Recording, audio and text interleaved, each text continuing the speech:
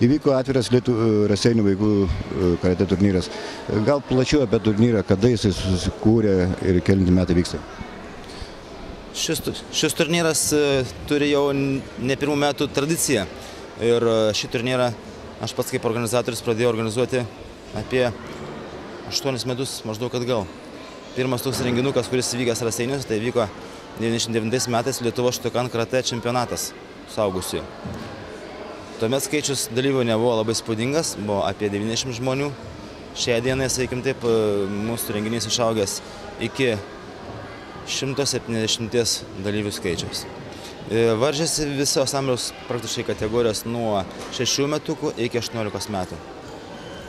Kaip sekėsi mūsų miesto sportininkam šiose rungtynėse, būtent šiose rungtynėse?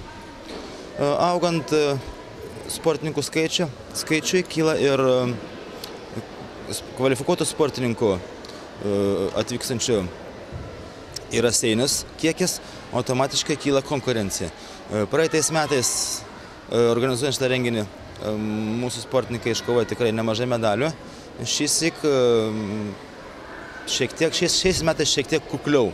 Tačiau yra tarp iškovotų medalių ir taurių, ir sidabro, ir bronzas.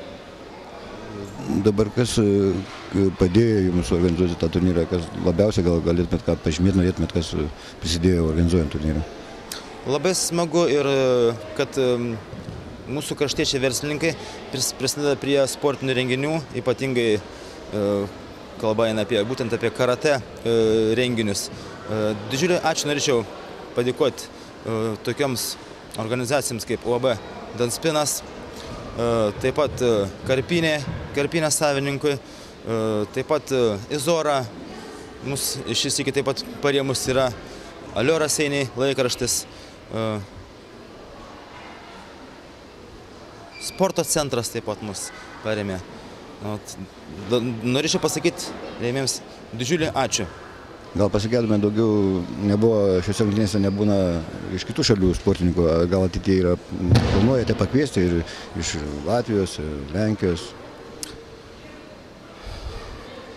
Matot, kad atvyktų iš kaiminių šalių sportininkai, jie turi gerokai koreguoti savo metinį planą, nes užsieniečiai daugiau važinėja, sakykime taip, po tarptautinius turnyrus, ar ne, kur mes dar neišaugom iki tokio lygio. Tačiau mintis tokios yra, kad ateinančiais metais bandysim pasikviesti pas save Lenkus, galbūt Baltarusius čia prisiviliuoti.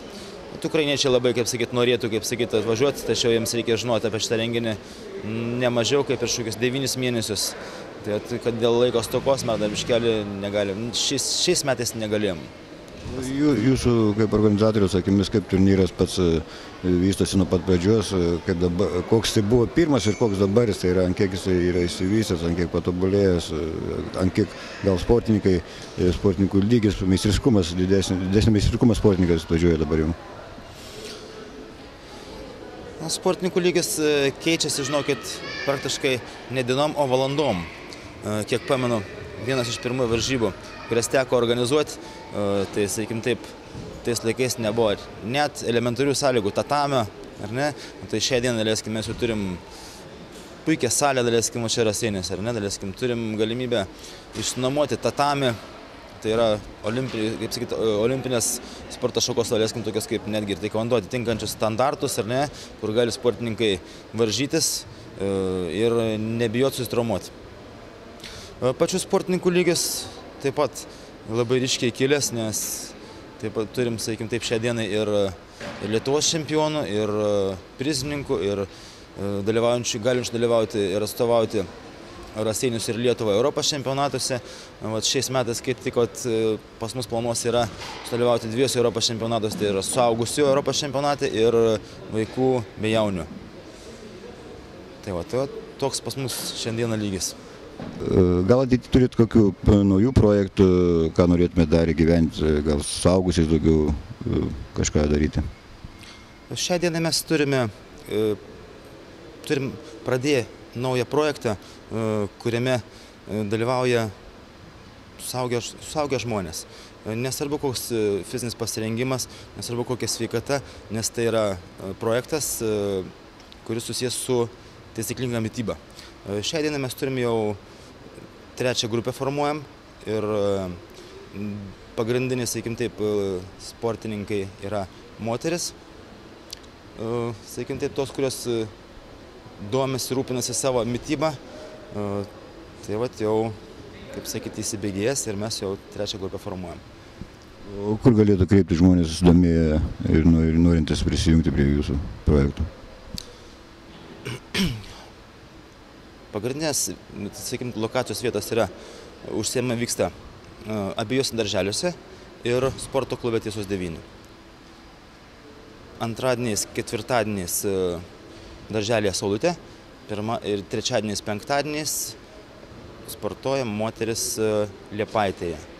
Plius antradieniais, ketvirtadieniais trečia grupė nestartuoja, o jau sportuoja sporto klube Bušido Tiesos 9. Tai vat, kviečiam visus, kurie rūpinasi savo sveikata, galvoja apie sveiką gyvenseną, prisijungti. Nes pagrindas yra mityba. Tai ką valgom, taip atrodom.